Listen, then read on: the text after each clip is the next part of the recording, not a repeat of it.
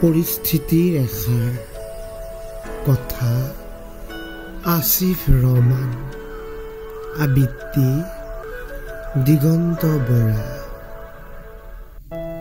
ৰোমাঞ্চকৰ পৃথিৱীত বলিয়া মানুহ সভ্য সমাজত মূৰ্খামী মানুহ কিয় কলো আৰু কাক কলো শিক্ষাৰ প্ৰমাণখনেই যথেষ্ট নহয় লাগিব ভদ্ৰতাৰ চিন মডাৰ্ণ হোৱাত যেন ব্যস্ত চলিছে দিন প্ৰতিদিন অৰ্ধ উলংগ হৈ মঞ্চত জঁপিয়ালে এয়া জানো অসমীয়াৰ চিন এনে কৰ্ম কোনে দিয়ে লজ্জা কোনে কৰে ঘিণ আগৰৱালা বেজবৰুৱাৰ চহকী কথা ভূপেন্দাৰ সুমধুৰ কণ্ঠ সোণালী অতীতৰ সোণোৱালী ভাষা ক'ত পৰিলন্ত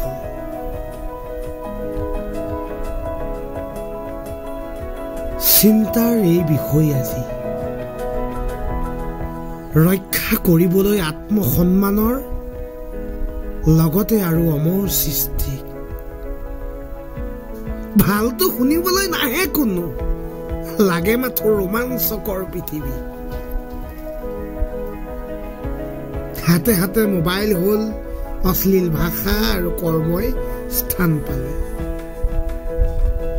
যুক্তি তৰ্ক বিতৰ্ক অধৰ্মীয়া আকৌ পণ্ডিতৰ নাম পালে